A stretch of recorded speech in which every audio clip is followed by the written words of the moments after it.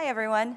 This is a talk that I gave at the liver meeting, double ASLD, so it is a little bit different than what we had intended, but I'm going to make sure that we kind of bring it back to us as PBC patients. First and foremost, I want to make sure that everybody in the room is aware that I'm actually dedicating this talk to one of the PBCers members. We had a member 2 weeks ago in Arizona who was a member of the Arizona group, who was scheduled to be here at this conference with us this weekend. And unfortunately, the stress of having a chronic illness and life stressors that she had was a little too much for her, and she died by suicide 2 weeks ago. So one of our beloved members has passed away. And so I want to make sure that we understand and really take a moment to value how much mental health impacts us as PBC patients. It is not something that we often talk about because of stigma, but because one of our fellow members did die by suicide, I want to make sure that we are all aware that this is a very supportive community. And the reason that we found out that this had happened is because the group that she had formed and the relationship she had formed with the PBCers Arizona kind of alerted them that something was off. She made a post, and they were the ones, the PBC members here in this group, were the ones who alerted police officers and did a welfare check, and unfortunately it was just minutes too late. But it is such a warm and caring community that they realized something was off and was different with her, and immediately called and kind of did their own detective work. And so I want to make sure that we acknowledge not only the member that we lost, but also the members who did the outreach and who were caring and contacted family members and realized, you know what, she's acting different, she's posting things that are not within character, and reached out and found out that we had lost one of our fellow PBC sisters. So this talk about neurobiochemistry and self-care is dedicated to her today. So this is a little bit about me. I am a licensed clinical psychologist, also a PBC patient, as I mentioned earlier. I am a board member of the Liver Coalition of San Diego, which is where I'm from, global liver patient advocate, and most importantly, and what I'm most proud of, is a member of the PBCers. So here's a quick overview of our agenda. Again, this is a talk that I presented at ASLD about a year and a half ago. So if I'm a little rusty, I apologize. I was asked to do this last minute. So what is stress? Who here has stress? Everyday stress. All right. So stress, what we talk about when we talk about in psychology what stress is, it is a feeling of emotional strain and pressure. Okay? So when stress enters our body, we immediately have psychological discomfort and mental discomfort. And what happens in that moment is our body perceives us to be in a state of danger. So how many of you guys have heard of fight or flight mode? Okay, so fight or flight mode is what happens when we're under stress. It can be acute, which means immediate stress that is short-lived, or chronic stress, which is more long-lived. And what happens is our body thinks that we are actually fighting a fight or fighting some kind of danger. And so what happens when we go into fight or flight is there are 3 different mechanisms. Some of us are what we call fleers, and we run from stress or danger. We ignore it. Some of us are what we call fighters. We get grumpy, we get aggravated, and most advocates will do something about it. And some of us are what we call fawn or freeze. Just don't know what to do. You just don't know what to say, and you're stuck in that moment. That sometimes looks like procrastination in patients, procrastination of making doctor's appointments, procrastination of reaching out to support. And so stress, biologically and physiologically, is not always bad. It's adaptive. It keeps us safe. If we're in a parking lot and we see our loved one dart out in the middle of a parking lot running towards cars, we immediately go into fight or flight and we want to protect them. And we feel a brief moment of stress. So it's not always bad. When it is bad is when it starts to get overwhelming or it starts to impact our mental health. So again, the difference between acute stress and chronic stress. Acute stress is something that is quick and short-lived, something like meeting a deadline, starting a new job, traveling to a new place that you've never been to, or just traveling in general. Most of my husband's arguments and I are usually when we're traveling at the airport. So that is a big stressor for me, and I know that. My daughter is here with me today, and she will tell you I am not fun during travel because it stresses me out. Running a race or presenting in to a bunch of strangers and people that you haven't yet met when you're not realizing that you're presenting. Stress, acute stress, but not chronic. Chronic stress is something that is long-term and happens over time. So things like toxic work relationships or work environments, toxic relationships with our loved ones or peers, moving, chronic illness such as PBC, and a life-altering injury. Those are examples of what we would consider to be chronic stress. So let's understand the mechanism of stress. And again, this is a higher level slide, but I'll go over it really quick.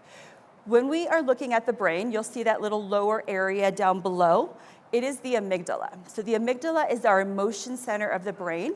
And what it does is it interprets images and sounds when perceived stress is sensed, okay? So things that typically wouldn't be stressful or scary to us all of a sudden are magnified because it's tied to that emotion center. That is where we've learned how to feel when we're stressed. Again, some of us feel anger, some of us feel fright or freeze, and some of us just don't know how to feel. The hypothalamus, and that is the second one that you will see that's kind of right in the middle, is the command center of the brain. That one communicates with the rest of the body.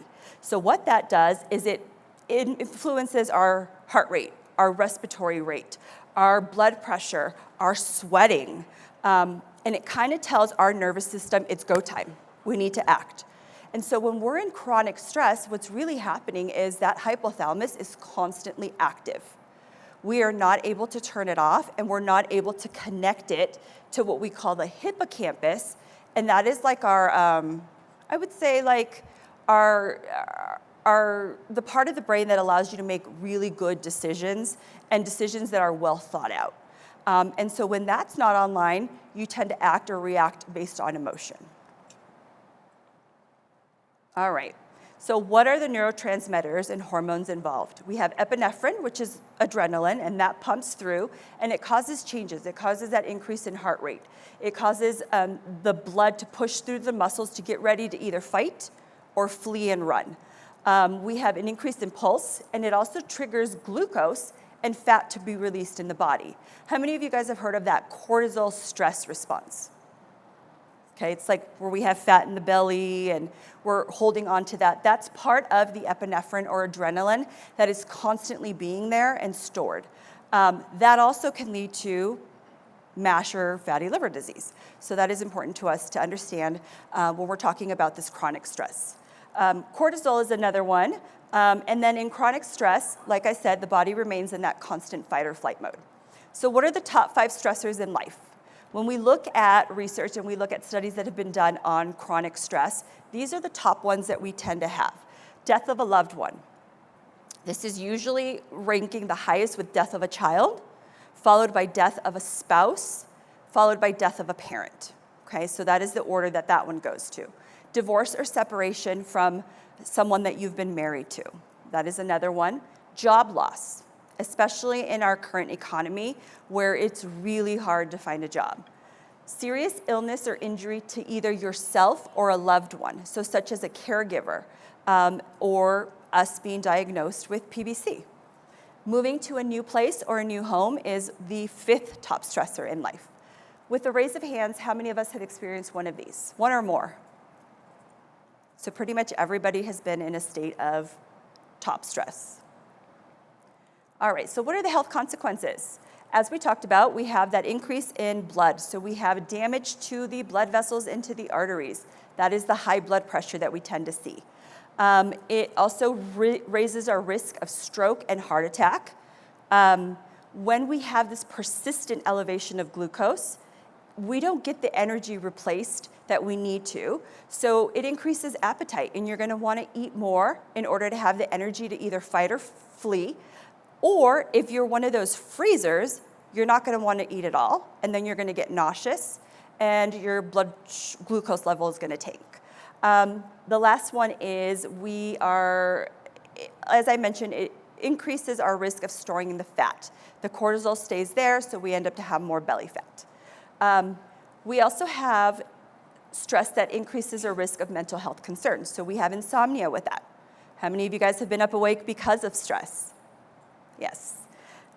Stress also shrinks that hippocampus, that ability to act and think rationally. It impacts our ability to focus and concentrate, and as PBC patients, we already have that brain fog that we often talk about, so it's going to be really important to kind of mitigate and decrease that stress level. We tend to see a memory decline when we're stressed out. This is why PTSD patients will sometimes have memory lapses, because their brain is in that constant fight or flight mode during the trauma that they don't remember what is happening. We have irritability. I'm that when traveling. You can ask my daughter who's here.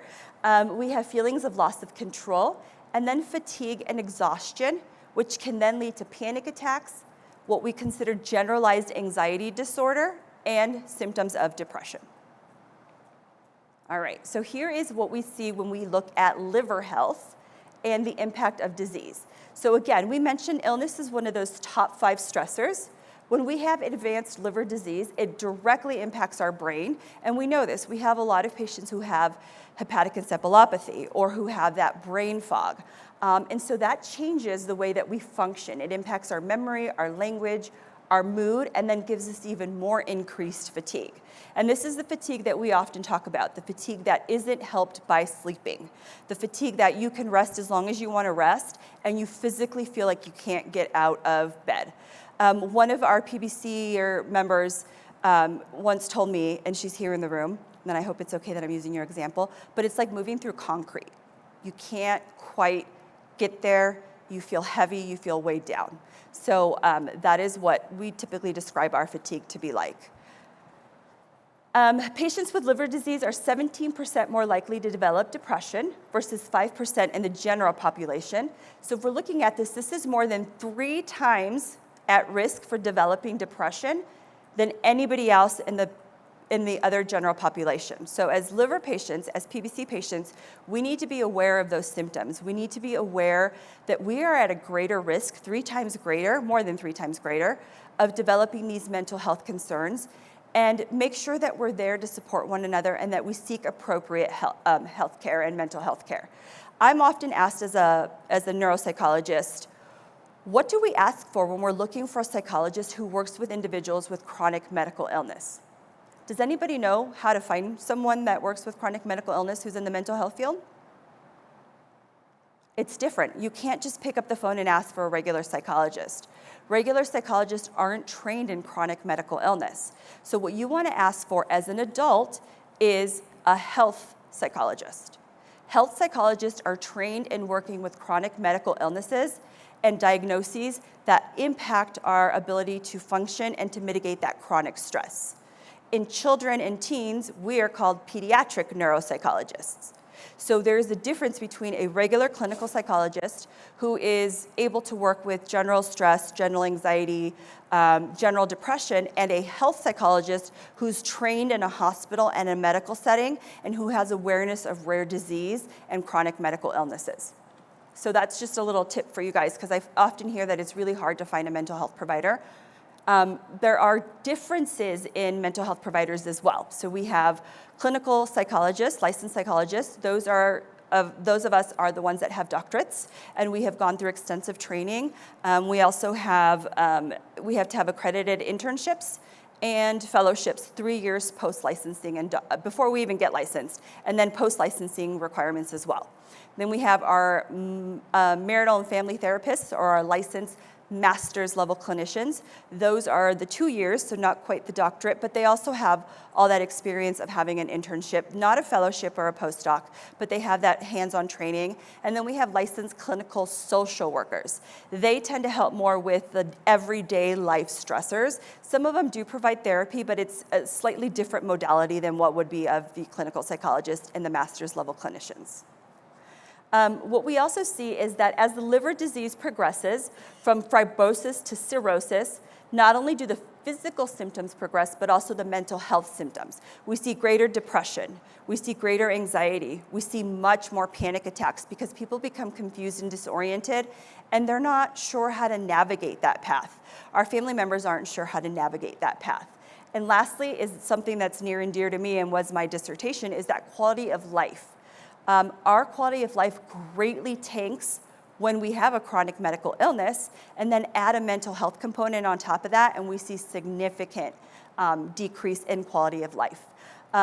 Oftentimes, when we're doing the research and we're looking at quality of life in chronic disease patients or patients who have liver disease, we find that the quality of life that they are reporting is the same, if not worse, than the quality of life of someone who's undergoing chemotherapy for cancer, okay?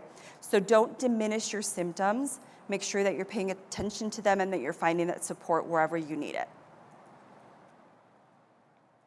Okay, so self-care and why does it work?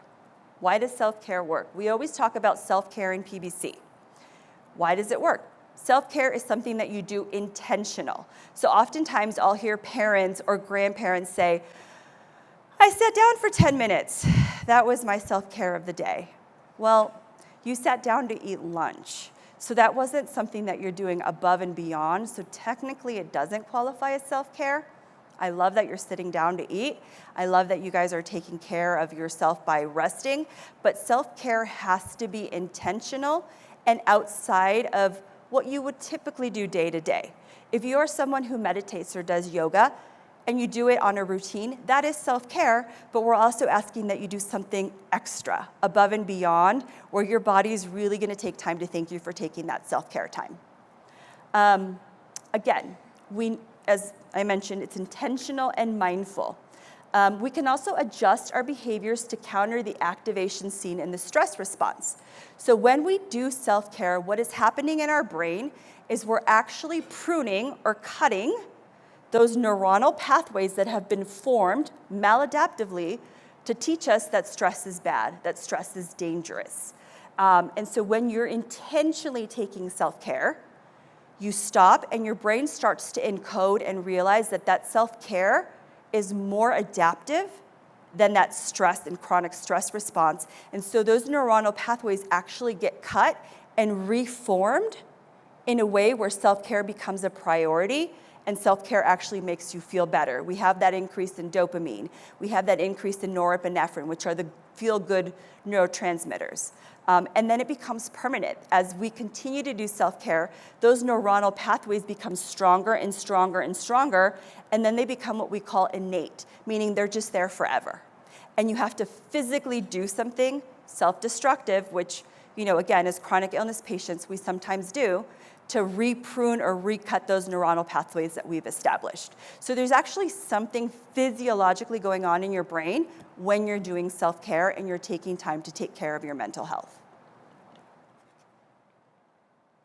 So again, we talked about the neurotransmitters, so I won't go over all of these, but what do they regulate? They regulate sleep, they regulate mood, they regulate appetite, they regulate our heart rate, our breathing or respiration, and our concentration and memory. Okay, so this is why we are constantly impacted when we're in high stress situations.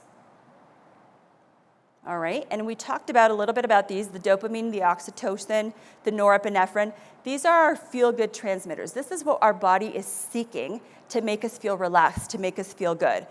This is why sometimes in liver disease, we have addiction disorders. People are seeking those neurotransmitters and they're seeking them from a substance, whether it is a controlled substance such as pill usage or an uncontrolled substance such as drugs or alcohol. And this is why we become addicted, because our body realizes, you know what, this is making me feel good. It's releasing these hormones, and we can get the same exact feeling and the same exact regulation by utilizing mental health techniques and self-care. Couple more, so endorphins and serotonin, and you guys can kind of read what those kind of fall into, and these slides will be posted, and you guys can kind of look at them on the website if needed as well. So what do we need to do? We need to increase that dopamine, we need to increase that oxytocin. So how do we do that? We set small, attainable goals. For me, sometimes as a PBC patient, it is literally, I am going to get dressed before I take my children to school. I'm not going to be that mom that is going in her fuzzy slippers and pajamas to drop them off. Does it happen? About 50% of the time. My kids are still very much embarrassed of me walking out the driveway in my pajamas and taking them to school, but they've kind of realized, oh, you know what, mom has a chronic medical illness, and as long as she's doing it 50% of the time, that is a small, attainable goal. What happens when we set goals that are really lofty or big? It just creates more stress because we're not meeting those goals. So when we're starting to think about little small changes that we can make, I want you to really step back and think, how long is it going to take me to achieve these goals? How easy is it or feasible is it for me to attain these goals? And how likely am I to follow through? If you're able to do 2 of those 3, those are great goals that are going to change those neurotransmitters in your brain, okay? So let's think of some examples of things that we can do. Meditation. I have ADHD.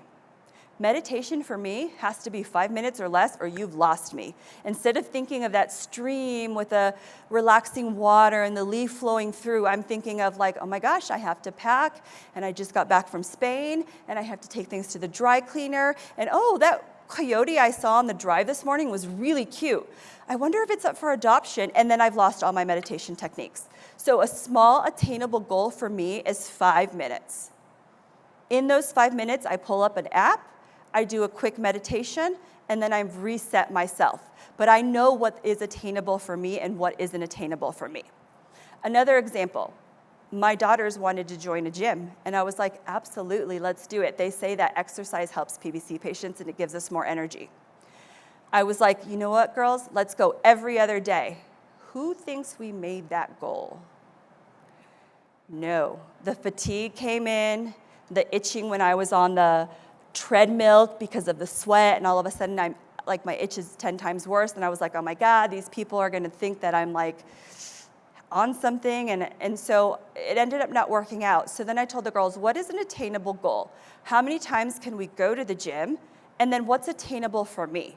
And so what we ended up coming up with was 3 times a week, and of those 3 times, you guys are gonna laugh, 2 of them I actually have to enter the gym. Because one of those times I can sit in the parking lot because I'm walking them into the gym, they're exercising, and I'm catching up on emails or resting, taking a nap, self-care, intentional. But 2 of those I actually have to physically get into the gym. So again, finding out what works for you and making it realistic. Staying in touch with friends and family. This is where the PBC support groups come in.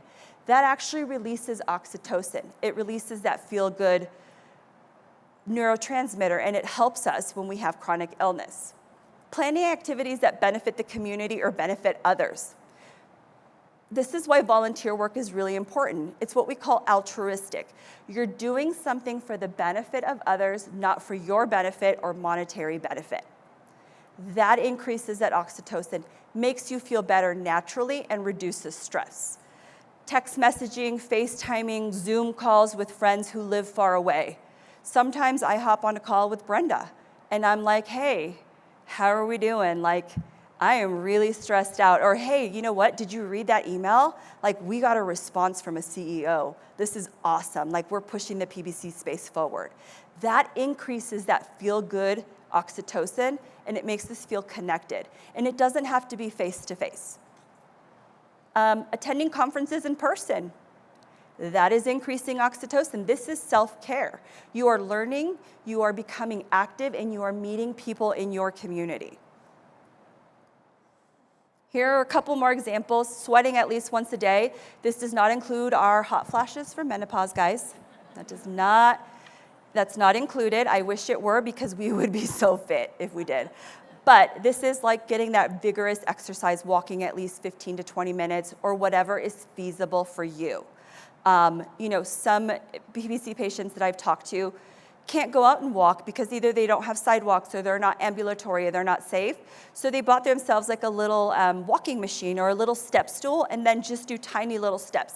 Anything that increases their heart rate or gets that oxytocin or endorphins going. Laughing. Laughing actually releases those neurochemicals, those neurotransmitters. Watching a comedy, remembering inside jokes that you have with friends, texting silly memes or TikToks or whatever it is that you do, pictures of grandkids, watching the grandkids like struggle to learn to walk, sometimes that can bring in that laughter. That is increasing that endorphin. Serotonin. What increases our feel-good symptoms of serotonin and decreases depression? Giving compliments to others, making others feel good, giving praise to others. Hey, you know what? I'm really proud of you. I noticed that you got up and talked in front of strangers when you weren't prepared to. Or, hey, you made it to breakfast. Like, I know you were really tired because you're coming from a different time zone and you made it. So providing that praise and those compliments, or, you know, Jackie, I love your hair today. It is on fire and I think it is gorgeous. Providing, and they have to be real compliments. They can't be backhanded compliments where you're making the person feel bad. That is not gonna help you in any way.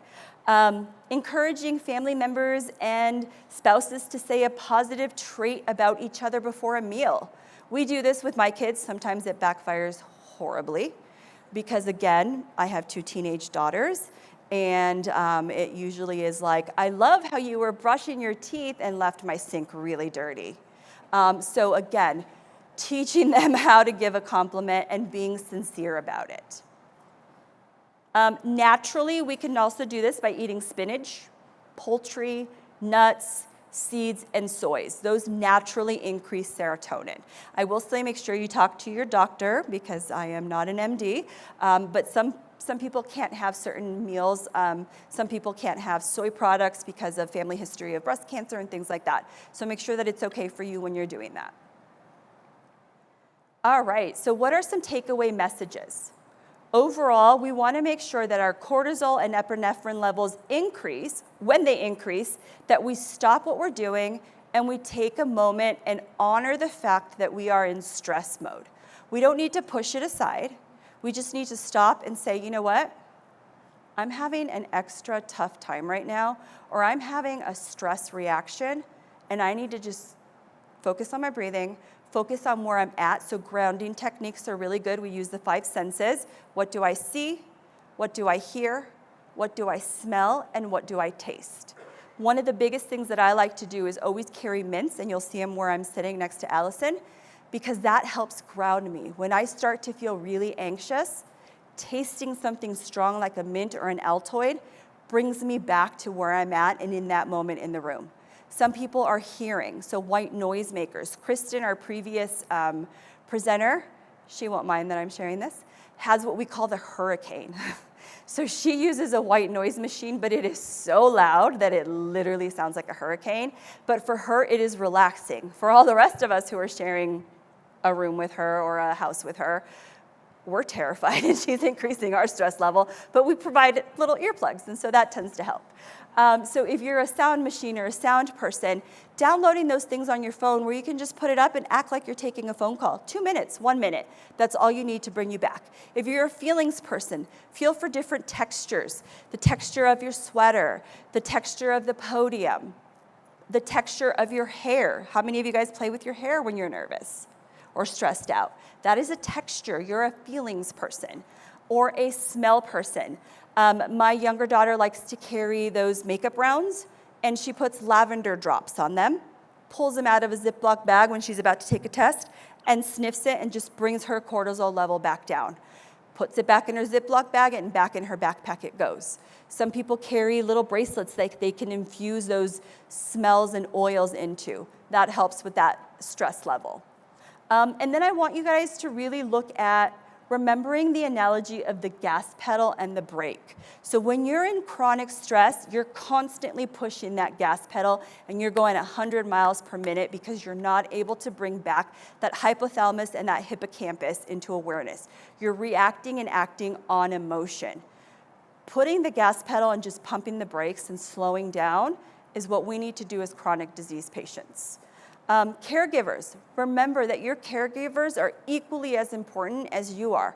They are facing chronic stress just like we are because they're having to put up with us as patients, but also us as human beings. So my husband would attest to this one 100%. We have a couple of husbands in the room. I'm sure you guys understand it is stressful to be a caregiver of a chronic disease patient. So remembering and reminding them that they also need to take time for themselves is important. And again, it releases that serotonin because we're helping others feel good about themselves as well. And again, last thing is self-care is scientifically proven to help reduce our stress and improve mental health. I am all about data and research, and this is scientifically proven.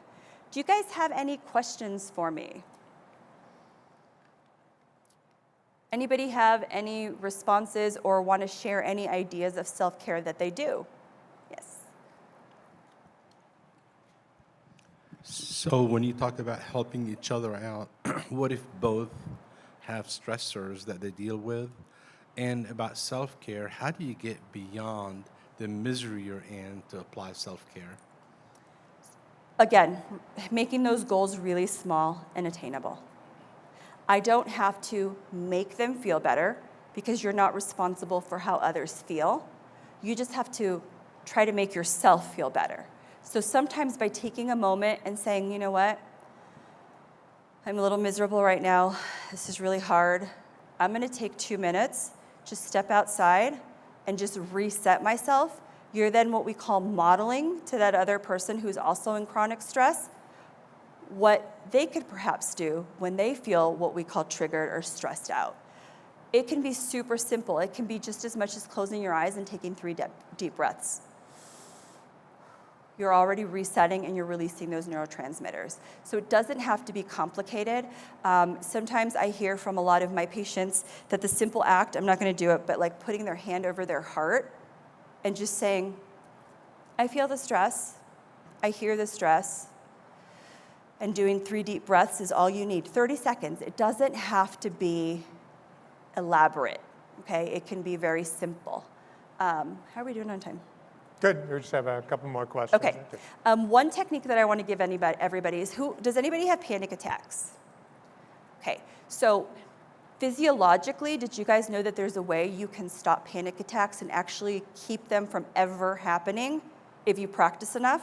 I want you guys to look up alternate nostril breathing.